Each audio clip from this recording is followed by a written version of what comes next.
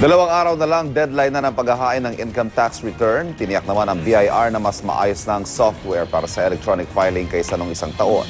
Narito ang report ni Dano Tingkungko.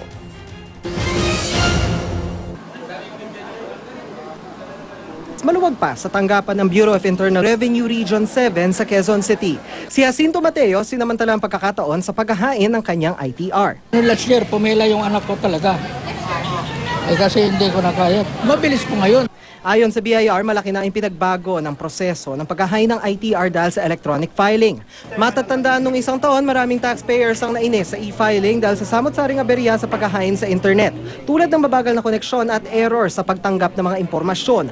Ayon sa BIR, may bagong bersyon ng software na napapabilis ang proseso. May dagdag security feature din para maiwasan ang mga sitwasyong hindi tugma ang tax identification number o TIN sa pangalang nakalista sa filing. Pwede nga sila, pwede sa opisina nila, pwede sa bahay nila, pwede elsewhere basta mayroong connectivity sa system ng BIR. Sa ganun po, pagdating ng data niyan sa BIR, automatic pong nakatago yan sa aming database. Hindi kagaya ng manually filed returns.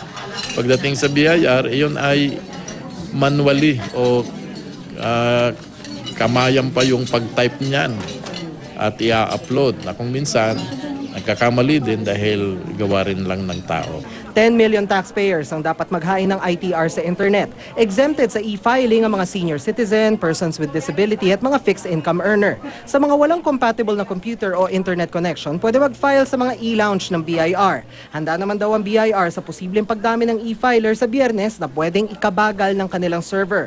Paalala ng BIR, walang palugit sa deadline sa mga last-minute filer. Hindi na rin daw magbibigay ng waiver of penalty ngayon ang BIR maliban kung may problema sa mismong system. Para sa unang balita, Dano Tingkungko reporting.